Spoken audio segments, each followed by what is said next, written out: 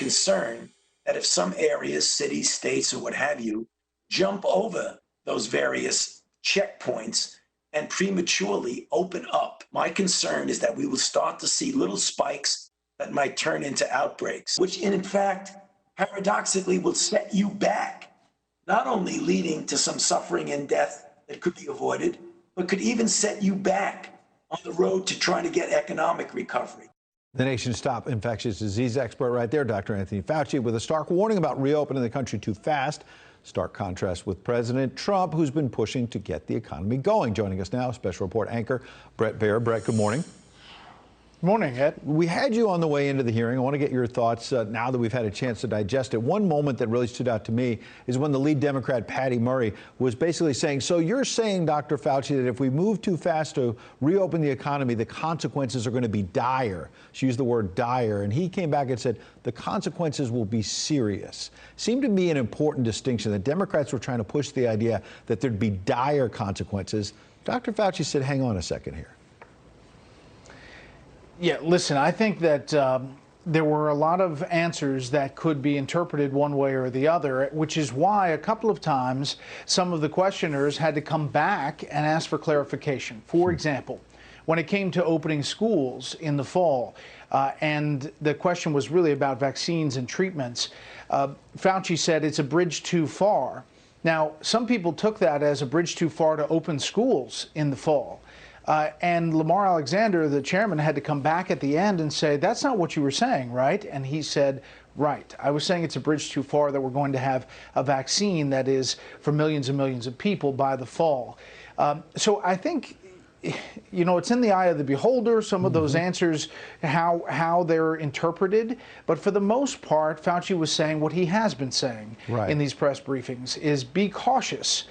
Don't go too fast and follow the guidelines that we set out. There's a lot of leeway for these governors, but follow the guidelines. An important point you're making, because markets were moving yesterday afternoon in part on the idea that there was interpretation, as you suggest, that maybe some of Dr. Fauci's answers were more pessimistic. So the markets were wondering, does this mean the economy is going to reopen a little bit slower? And then when we had Lamar Alexander on the program here a short time ago, he said he wanted to clarify that point you made about schools, and you rightly clarified that right there. And then he also wanted to talk a little bit about Rand Paul pushing Dr. Fauci and whether he's the end-all and be-all. Here's Lamar Alexander. I'll let you react.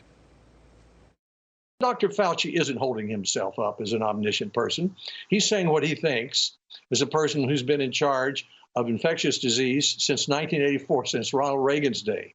And then it's up to the president and the governors and the mayors to take that advice and make decisions.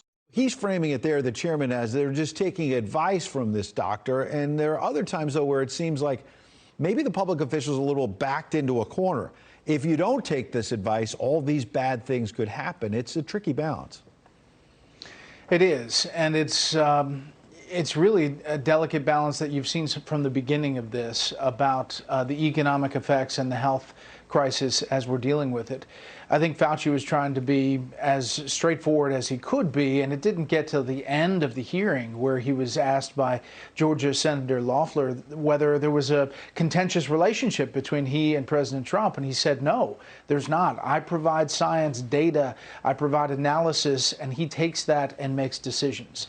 I mean, that's how it's supposed to work, and that's how he says it's working. And we've seen people around the country, some saying, look, I want to stand up for my liberties, whether it was a salon owner in Texas.